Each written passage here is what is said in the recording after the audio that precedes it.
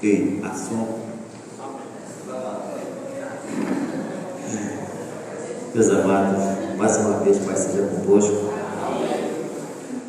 Nós estamos chegando no final dessa quarta vigília. E eu creio que Deus, Ele já abençoou os irmãos em tudo aquilo, que eles propuseram no seu coração. E eu fico feliz, amado, pelo que Deus Ele faz por nós e através de nós. Eu creio que esta noite foi uma noite de bênção. Deus já fez por nós. Deus há de fazer muito mais por nós, porque o Deus que nós servimos é o Deus Todo-Poderoso. O Salmo 60 e o versículo 2 diz que em Deus nós faremos proezas e Ele pisa os nossos inimigos. Então o Deus que nós servimos é o Deus Todo-Poderoso. Como o Diácono Nilson estava falando sobre Deus, a maneira como Jó conheceu a Deus. Uma coisa é nós sabermos acerca de Deus, outra coisa é nós conhecermos a Deus. E o profeta Daniel, ele vai dizer assim que o povo que conhece ao seu Deus, ele fará o quê? Fará proezas.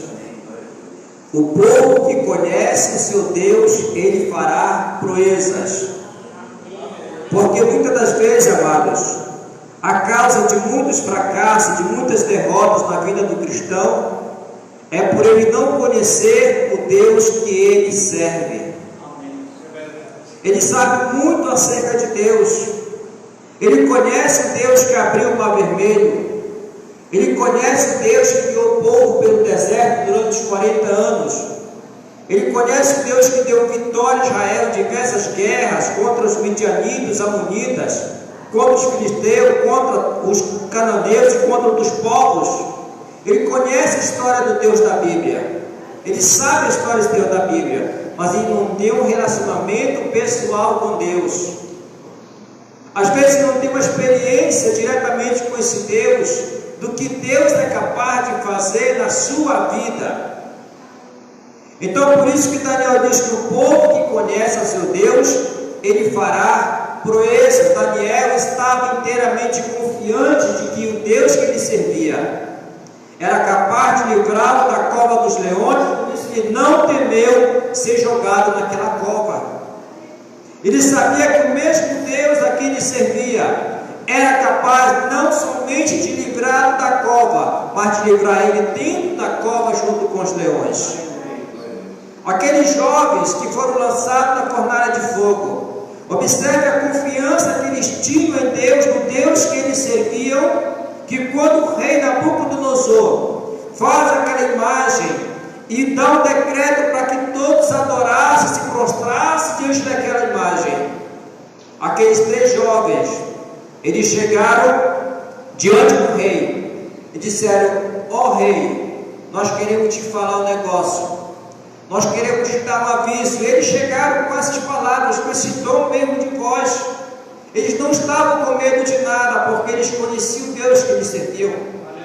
Eles falaram: rei, foi baixado o decreto que todos devem se curvar diante dessa imagem, mas nós vamos falar uma coisa para ti, ó rei. Se tu quiser nos lançar na cova, lá na fornalha de fogo, nos lança, mas nós não vamos nos prostrar diante dessa tua imagem, porque o Deus a quem servimos, se Ele quiser, Ele nos livra da imagem. Olha essa diferença, amados, porque quando nós conhecemos a Deus, nós temos aquela confiança em Deus, nós passamos a depositar no Senhor toda a nossa confiança. É por isso que o salmista Davi diz que em Deus nós faremos proeza, porque Ele pisa a cabeça dos nossos inimigos. no Salmo 108, versículo 13, também diz que em Deus alcançaremos a vitória. Porque Ele pisa novamente a cabeça dos nossos inimigos. Então não há inimigo que possa contra a igreja de Deus. Jesus ele foi bem claro quando Ele disse: eu edificarei a minha igreja, e as portas do inferno não prevalecerão contra ela. Porque em Deus nós alcançaremos vitória. No Salmo 118, versículo 15, diz que na tenda do justo há júbilo de alegria e salvação. A mão do Senhor fará proeza por ele. Então, quando nós confiamos em Deus, nós temos, amados, a certeza da vitória. E o apóstolo Paulo, que foi um homem muito corajoso, um homem que diante da dificuldade, diante dos problemas pelos quais passava, ele chegou a dizer: se Deus é por nós, quem será contra nós? Observe que Paulo não está lançando uma interrogação na primeira frase: se Deus é por nós. Paulo não está duvidando que Deus é com ele. A pergunta de Paulo é: se Deus é por nós, Deus é por nós, quem será contra nós? Quem pode contra a igreja do Senhor? Quem pode contra o povo de Deus? Ninguém. Ele diz: nada, nem o presente, nem o futuro, nem a profundeza, nem a altura, nada poderá nos separar do amor de Deus que está em Cristo Jesus. E ele confiava nesse Deus.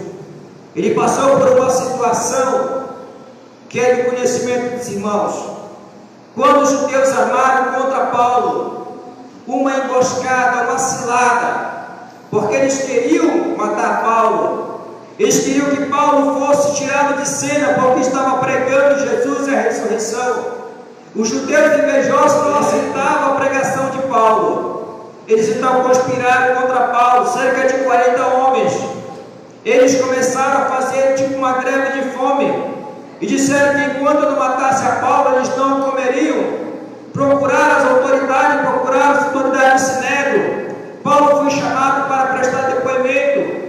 Paulo ali estava agora diante das mãos dos homens para ser morto.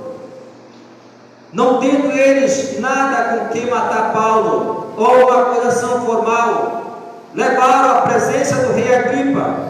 O rei Agripa agora apresenta ele a Félix, governador, e ali Paulo apela para o Supremo Tribunal, para César, em Roma. E agora Paulo está diante de uma situação, ele precisa confiar mais em Deus. Paulo ele precisa agora passar por essa experiência, porque ele sabia que o Deus que lhe servia ia estar com ele em todos os momentos. Eu quero ler com os irmãos um texto de Atos dos Apóstolos, capítulo 27. Eu quero ler do versículo 20 ao versículo de número 26 de Atos dos Apóstolos, que nós vamos deparar com esta situação que o apóstolo Paulo ele passou durante o seu ministério. No livro de Atos dos Apóstolos, capítulo de número 27, a partir do versículo 20, diz assim: não aparecendo havia já muitos dias, nem sol nem estrelas, e caindo sobre nós uma grande tempestade, perdemos toda a esperança de nos salvarmos. Havendo eles estado muito tempo sem comer, Paulo, pondo-se em pé no meio deles, disse: senhores, devis na verdade ter me ouvido e não ter partido de Creta, para evitar este dano e esta perda. Agora, pois, recomendo-lhes que tenhais bom ânimo, porque não se perderá a vida de nenhum de vós, mas somente o navio. Esta mesma noite o anjo de Deus, de quem eu sou e a quem eu sirvo, esteve comigo, dizendo: Paulo, não temas, importa que sejas apresentado a César, e Deus te deu todos os que navegam contigo. Portanto, senhores, tende bom ânimo, pois creio em Deus que há de acontecer, assim como me foi dito. Contudo, é necessário que caiamos numa ilha. Louvado seja o nome do Senhor. Essa situação, a esta altura, o apóstolo Paulo já estava em um navio sendo enviado para Roma para ser julgado por César, a Suprema Corte, porque ele era um cidadão romano. E aqui Paulo está naquele navio que vai para a Itália, mas chega um determinado momento em que Paulo observa, Deus mostra a Paulo aquela situação. Paulo era um homem de visão, Paulo era um homem que Deus se comunicava diretamente com ele e mostrava as coisas que iam acontecer. Aquela viagem, ela estava marcada no calendário de Deus.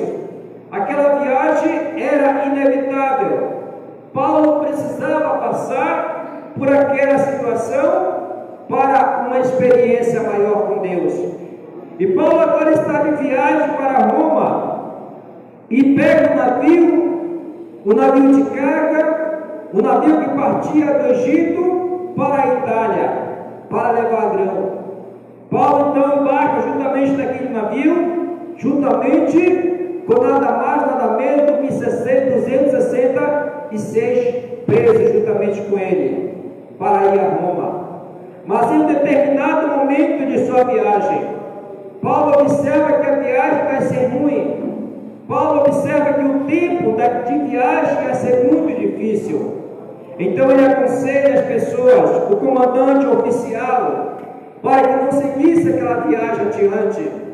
Mas assim mesmo, quando nós voltamos aqui no versículo 10, observe que o conselho que Paulo dá àqueles homens, diz aqui o versículo de número 9 e 10: tendo decorrido muito tempo e sendo já perigosa a navegação, porque o jejum já havia passado, Paulo advertiu dizendo: senhores, vejo que a viagem será desastrosa e causará muito dano, não só para o navio e a carga, mas para as nossas vidas.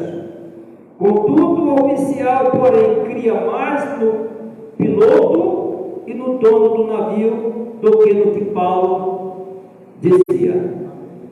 Amados, quando Deus ele mostra algo para os seus servos, aquilo tem que acontecer. Paulo estava advertindo a eles que a viagem ia ser difícil, mas em momento algum Paulo aparece com medo da viagem, porque Paulo ele conhecia o Deus que ele servia. E quando eles não aceitam aquele conselho de Paulo, eles resolvem então continuar a viagem dias depois. Mas diz aqui a história que eles passaram vários dias sem ver o sol nem as estrelas, e caindo sobre nós uma grande tempestade. Por que Lucas está dizendo nós? Porque Lucas também ia na viagem com Paulo. Lucas, Aristarco, homem de Deus, iam com Paulo naquela viagem. E diz que quando eles observaram aquela situação do mar, não sei quantos irmãos aqui já pegaram uma tempestade em alto mar, de você olhar para um lado você não vê nada, olhar para o outro você não vê nada, você olhar de repente aqueles raios correm no céu de um lado para o outro, e quando aquele raio eles clareiam o mar, você olha e você vê aquelas ondas gigantes, passando por cima da outra, e você vai aqui dentro daquele barco, e o barco ele começa a sacudir. Quem tem problemas estomacais começa a querer logo botar para fora, começa a ter a tontura, aquilo tudo mais, e você se segura no barco, o barco começa a balançar, e você quer cair. Meus irmãos, é uma coisa terrível, é algo assombroso, é algo que ninguém gostaria de passar nessa vida, e Paulo estava passando por aquela situação. Então eles olharam e não viu nada. Isso não foi uma noite, irmãos. Já viu quase 2 semanas que estava naquela viagem. E diz aqui o texto que há muitos que não havia, há muitos dias que não viu o sol, nem estrelas, e caindo sobre nós uma grande tempestade, perdemos toda a esperança de nos salvarmos. Porque, amados, aquele período em que eles fizeram aquela viagem, segundo nós podemos observar aqui no versículo 10, que já havia passado o jejum quando eles resolveram viajar. Esse jejum de que a Bíblia fala aqui é o dia da expiação, que mais ou menos no nosso calendário cairia mais ou menos dia 1º de outubro, um período em que o inverno estava muito forte naquela região ali, um período em que a ventania era muito forte, muitos navios eles viajavam constantemente. Porém, a viagem de Paulo não foi uma viagem programada, foi uma viagem forçada, porque ele teria que ir até a Itália. E ele entrando naquele navio, diz aqui o texto, que eles perderam toda a esperança de nos salvarmos. Eu me lembro quando estava ali em Jacarecapá, que o diácono Nilson passou uma mensagem para mim. Ele disse: irmão, nós não podemos desembarcar em Santarém, porque quando nós chegamos no voo de Santarém, a chuva estava forte, a pista estava molhada, estava encharcada. E ele falou assim: irmão, gato miava, cachorro latia, e gente chorava, e era um desespero total, né? Eu imagino, irmão, que nesse navio, nesse dia, estava acontecendo mesmo. O desespero, né? Imagine você numa aeronave, você não poder pousar, e você não saber se tem combustível suficiente para você retornar ao seu lugar de origem. Eu disse: irmão, deve ter sido coisa horrível, né? Uma coisa assim que você é inimaginável, né? Só quem passa, quem não sabe o que estou dizendo.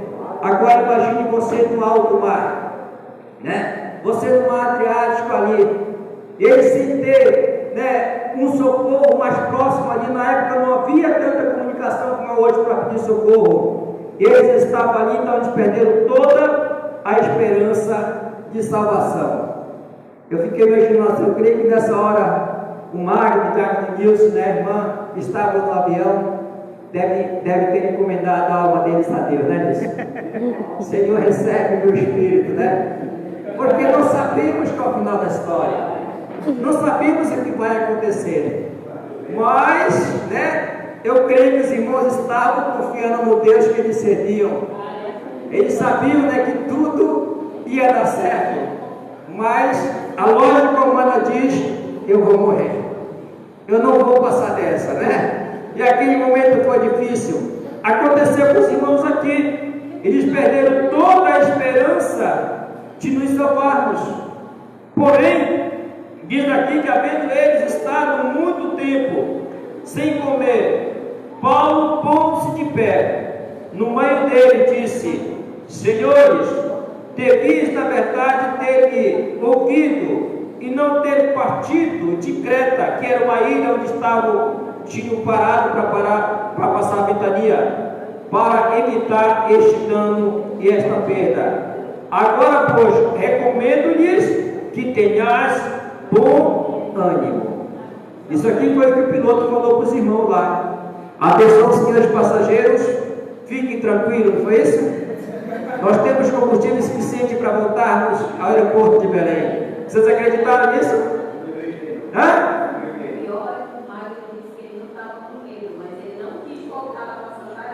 Vocês acreditaram nisso?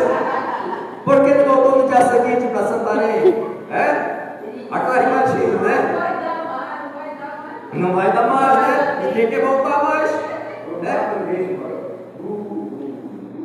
Eu imagino, né? Uma vez em Itaituba eu peguei assim um pequeno deslize assim, né? Que a água subiu para cá assim, porque é meio difícil esse negócio. Agora imagine aquela situação, né?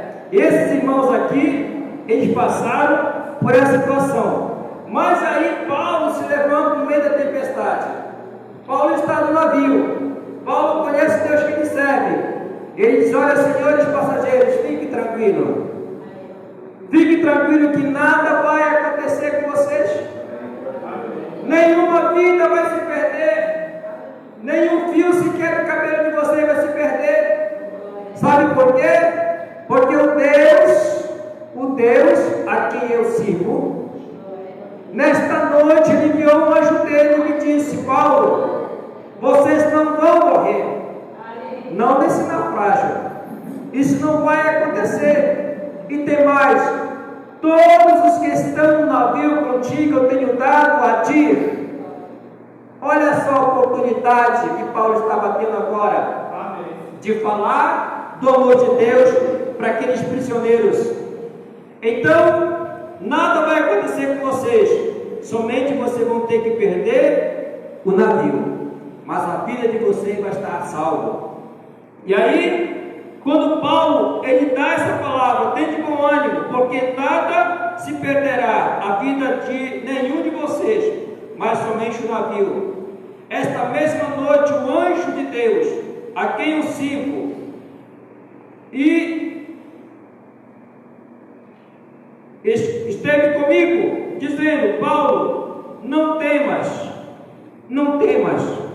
Irmãos, as palavras que Paulo disse aos irmãos, aquelas pessoas, para eles terem ânimos, é porque ele sabia do que Deus ia fazer. Segundo uma estatística bíblica, existe cerca de 365 vezes a palavra não temas na Bíblia, uma para cada dia do ano. E isso Deus diz todos os dias para nós: não temas, não tenhas medo, não fique apavorizado, não fique assustado, fique tranquilo. Mas como pode uma pessoa ficar tranquila no meio de uma turbulência, irmãos? Como pode uma pessoa ficar calma diante de uma situação difícil? Quando você olha e vê que o problema não tem solução, como pode uma pessoa ficar tranquila se ela não tiver confiança em Deus? Nós precisamos confiar em Deus, amados, porque este Deus, ele diz assim: não temas, se tu passares pelas águas, elas não te afogarão. Se tu passares pelo fogo, tu não te queimarás, porque eu, Senhor, sou contigo. Eu te sustento com minha destra, eu te fortaleço. Então Deus, quando diz não temas, é natural que você tenha medo, mas quando diz confia em mim, deposita a tua confiança em mim. E quando o anjo de Deus falou a Paulo: não temas, ele entendeu que Deus ia fazer o impossível por eles. Importa que sejas apresentado a César, disse Deus, e Deus te deu todos os que navegam contigo. Portanto, senhores, de novo ele diz: tende bom ânimo, pois creio em Deus, que há de acontecer assim como me foi dito. Irmãos, é tão bom quando a gente confia em Deus, e Deus diz assim: não temas, vai que eu sou contigo. Deus falou a Josué: não temas, vai e eu serei contigo. E aí a pessoa pode ir confiante, irmãos. Eu creio que quando Daniel ele foi lançado na cova dos leões, eu creio que Deus falou com Daniel, e Daniel foi tranquilo, Daniel foi sem medo. Daniel sabia que Deus ia enviar o seu anjo para fechar a boca dos leões. Quando aqueles jovens foram lançados na fornalha de fogo, eles foram sem medo, porque eles sabiam que o Deus a quem eles serviam ia livrá-los ali na fornalha de fogo. Eu fico imaginando, irmãos, o apóstolo João, segundo os historiadores, segundo alguns estudiosos, João, quando ele estava na ilha de Patmos, que tentaram matá-lo, pegaram João e colocaram ele dentro de um tacho de óleo quente, mas aí, quando observaram que João não havia sido queimado, tiraram João novamente, João estava sem nenhuma queimadura. João estava inteirinho. Então o imperador resolveu não mais matar João, não mais fazer nada a João, por considerá-lo um ser divino. João foi o único dos apóstolos que morreu de morte natural, mas ele experimentou o livramento de Deus. E o apóstolo Paulo, por várias vezes, ele teve essa experiência com Deus de livramento. E aí Paulo prossegue dizendo: contudo é necessário que caiamos numa ilha. Irmãos, uma vez eu perguntei a alguém assim: será que o destino é algo que nós fazemos, é algo que nós conseguimos dominar? Ou será que existe uma força que nos leva a cumprir um destino em nossas vidas? E alguém disse assim: olha, eu creio que o destino somos nós que fazemos. Mas observe só, irmãos, como é que eu entendo que existe uma força que nos guia, existe uma força que nos leva a lugares onde nós não planejamos. Talvez você não planejou estar aqui esta noite, talvez você nunca planejou fazer parte da igreja de Deus, mas aí as coisas aconteceram. Eu conheço uma pessoa que está aqui esta noite, que ele foi um alcoólatra, ele vivia no álcool, ele vivia sexta, sábado, domingo, segunda-feira era o dia da ressaca, ele vivia mais um pouquinho, e o dia das pessoas não tem mais jeito para ele. Nunca que imaginava que uma pessoa dessa iria um dia estar no altar da igreja de Deus, testemunhando, cantando, fazendo a obra de Deus, mas com uma força que havia por trás dele, escreveu a história dele, trouxe ele à igreja de Deus, se tornou um obreiro da igreja de Deus. Hoje ele está aqui conosco, o cooperador Jair. Quem escreveu a história desse homem? Foi Deus. Porque Deus, Ele nos conhece desde o ventre da nossa mãe. Deus nos escolheu de antemão, amados. Deus preparou coisas maravilhosas para nós. Nós não sabíamos, mas as coisas aconteceram. Quanto de nós militamos em outras em seitas religiosas, e hoje estamos aqui, talvez nunca planejamos isso, mas Deus conhece todas as coisas. Ele escreveu a história. E a história de Paulo não foi diferente. Aquela prisão não aconteceu por acaso. Por que Paulo tinha que justamente parar em uma ilha? Deus disse: nada vai acontecer com vocês. Vocês não vão morrer. O navio vai se perder, mas vocês têm que parar em uma ilha. E diz no versículo 28, versículo 1: estando salvos da praia, soubemos então que a ilha se chamava Malta, depois que passou toda aquela tempestade ali. Olha só como é que Deus trabalha. Mas eu acho interessante hoje de Deus, né? As pessoas dizem que Deus escreve certo por linhas tortas, né? Toda aquela tempestade na vida de Paulo tinha um objetivo. Paulo tinha que pregar na ilha de Malta. Paulo tinha que chegar ali e ganhar muitas pessoas para Jesus. Então, quando o vento começa a apertar aquela embarcação, eles começam a procurar um lugar onde pudessem ancorar aquela embarcação. O maior anseio naquelas pessoas era que eles pudessem chegar ao novo dia. Diz o versículo 29: ora, temendo bater em rochedos, lançamos da polpa 4 âncoras e esperávamos ansiosamente que amanhecesse. O maior anseio daquelas pessoas era que amanecesse o dia, era que eles pudessem encontrar um lugar firme para pisarem. E aí o vento foi jogando aquela embarcação de um lado para o outro, até que eles chegaram em uma praia.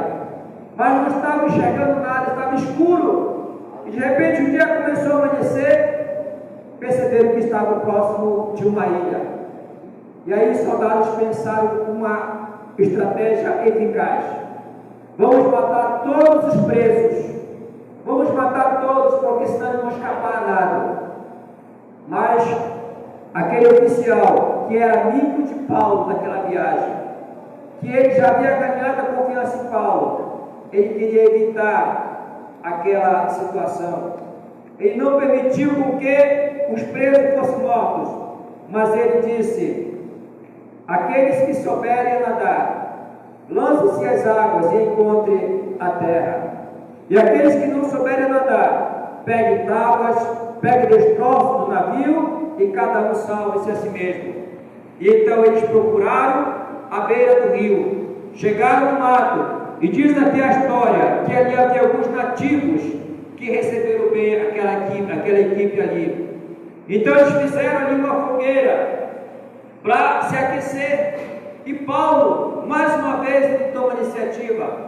Paulo, mais uma vez, estava tão confiante que tudo ia dar certo. Paulo, ele vai e pega um feixe de lenha e coloca no fogo. Mas dentro daquele feixe havia uma cobra. E quando Paulo lhe lança aquela lenha ao fogo, naquele feixe de lenha ao fogo, a cobra pula correndo no fogo e ela pega na mão de Paulo, e Paulo fica com aquela serpente na mão ali. E os nativos então pensaram assim: esse homem é um grande criminoso, tentou escapar da lei dos homens, mas a justiça divina está presente agora. E Paulo, sacudindo então de suas mãos aquela cobra, lá caiu no fogo, e eles ficaram observando. Vamos ver agora este homem morrer. Ele vai começar a inchar, ele vai começar a ficar pálido, e ele vai morrer. Ninguém sobrevive com a picada dessa serpente. E eles começaram a observar Paulo, e Paulo estava bem ali cantando: eu creio, alegre, né, feliz, porque quem confia em Deus não teme o mal. Paulo se lembrou com certeza daquele texto que Jesus falou: e pegarão, e se comerem coisas mortíferas, nada lhe causará dano, né? E se forem picados por serpente, nada lhe acontecerá. E quando eles observam, deu um tempo ali em que Paulo, ele deveria cair, ele não caiu. E aí Paulo agora está salvo novamente. Eles que pensavam que Paulo era um criminoso mudaram de ideia. Este só pode ser um Deus. Esse só pode ser um Deus, porque nada lhe aconteceu. Então diz aqui o texto que Paulo, ele conheceu um homem ali com nome de Públio naquela ilha, uma grande pessoa de influência naquela ilha, e que hospedara a eles. E o primeiro milagre aconteceu. O pai daquele homem estava com uma febre muito alta, estava com um desarranjo, uma coisa ruim, uma disenteria, e Paulo foi lá, fez oração por ele, ele foi curado. E quando as pessoas souberam que ali havia um filho de Deus, uma pessoa que conhecia o seu Deus, e que através dele Deus fazia proeza, concorreram a Paulo para serem curados. E eles passaram 3 meses naquela ilha, e foram 3 meses de trabalho que Paulo fez para a glória de Deus. O povo que conhece o seu Deus, irmãos, ele fará proeza.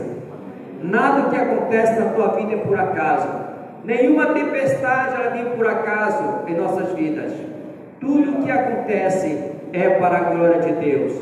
Somente tenha bom ânimo. Não importa a tempestade pelas quais estejamos passando. A igreja está passando uma grande tempestade, mas eu digo a vocês: nenhum daqueles que Deus te deu vai se perder. Deus vai salvar todos. Mas aconteceu uma coisa interessante, que aqueles soldados, eles queriam pegar os botes salva-vidas e queriam fugir, deixar só os presos. Paulo disse: não, ninguém vai sair daqui. Se vocês quiserem salvar suas vidas, continue no barco. E eu digo para você nesta manhã, em nome de Jesus: tu quer salvar a tua vida? Não saia do barco, fica nesse barco. Amém. Porque Deus vai te dar o livramento. Somente tenha bom ânimo e não temas. Não temas. Nenhuma alma vai se perder. Todos vão ser salvos em nome do Senhor Jesus. Eu quero finalizar cantando o hino de número 100. Eu gostaria de convidar a igreja a ficar de pés para nós cantarmos o hino ordinário, né? Porque este hino é um hino muito apropriado para este momento, e nós vamos cantar ele assim com a voz bem suave, né? Todos cantando aí, Em Ti confiaremos é o título deste hino, né? Eu creio que todos os irmãos conhecem, vou tirar aqui, a igreja ela pode aí dar continuidade, né? Diz assim: a Ti que habita nos céus, alçamos nossas vozes, pedindo seja nosso refúgio, em Ti confiaremos, gozando-se na esperança, lutaremos pela vida eterna, seguro em Tuas mãos, lutemos,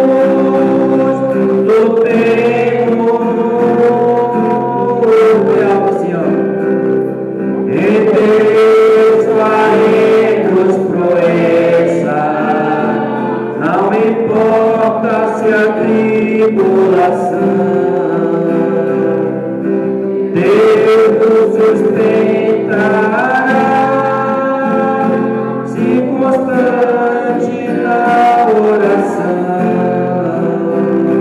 chegaremos ao final, gozamos-se na esperança, lutaremos pela vida eterna, seguro em Tuas mãos,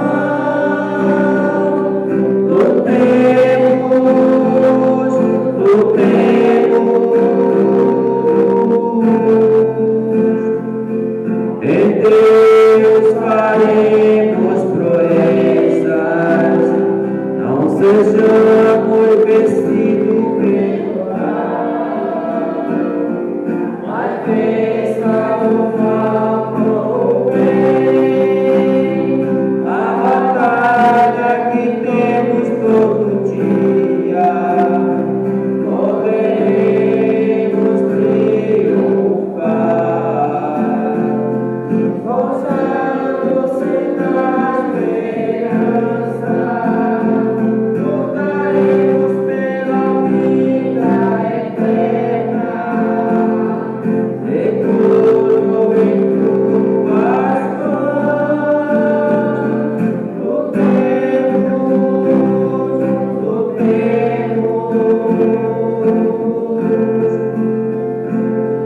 em Deus faremos proezas. Levante suas mãos assim, diga: Senhor, nós somos o Teu povo, Pai, e nós precisamos deste poder para vencer, Senhor. Em Ti faremos proezas, Senhor, porque nós somos o povo que servimos o Deus vivo, o Deus Criador dos céus e da terra. Maravilhoso Deus, soberano e eterno Pai. Muito obrigado, Senhor da glória, por esta oportunidade. Obrigado, Senhor, pelos Teus servos que nesta noite, Senhor, estiveram aqui oferecendo os seus sacrifícios. Estiveram aqui, Pai querido, Te louvando, Te bendizendo, buscando em Ti poder, Senhor. A Tua palavra nos diz, ó Pai, que em Ti nós somos mais do que vencedores, porque o Teu poder se aperfeiçoa em nossas fraquezas. Por isso, meu Pai, eu Te peço que a Tua bênção seja sobre este povo, meu Pai amado, seja sobre as suas famílias, seja sobre os seus negócios, que o Senhor possa guardar a sua entrada e a sua saída, que o Senhor possa, Deus querido, abençoar os seus frutos, os seus trabalhos e tudo aquilo que eles têm, Senhor. Pai querido, transforma em bênção, Senhor, toda palavra de maldição lançada ou proferida, Senhor, contra os Teus servos, contra a Tua igreja. Deus amado, que o Senhor possa decretar a vitória dos Teus servos, Senhor. Assim, Deus amado, como foste com o apóstolo Paulo naquela missão, quando o Senhor deu livramento ao Teu servo, que o Senhor possa livrar a Tua igreja, Senhor, fortalecendo, Deus amado, que a Tua igreja, ela possa ser uma igreja corajosa, Deus querido, uma igreja que não venha temer a afronta do adversário, Senhor. Deus amado, anima o teu povo, Pai amado, nesta caminhada, fortalecendo, ajudando e dando vida, Senhor, para que possam continuar esta caminhada, assim como o Senhor Jesus pediu na oração sacerdotal. Eu te peço, meu Pai, que nenhum do que aqui estão se percam, mas que todos possam alcançar a inacessível coroa de glória, a coroa da vida, a qual o Senhor tem preparado para a tua igreja, Senhor. Deus de misericórdia, e assim, meu Pai, que a tua graça, a tua misericórdia se manifeste na vida do teu povo. Pai de misericórdia, já te peço tua bênção, Senhor, por toda a tua igreja, por todos os teus servos, em nome do Senhor Jesus, ó Pai, é que nós pedimos e nós te agradecemos. Amém e amém. Louvado seja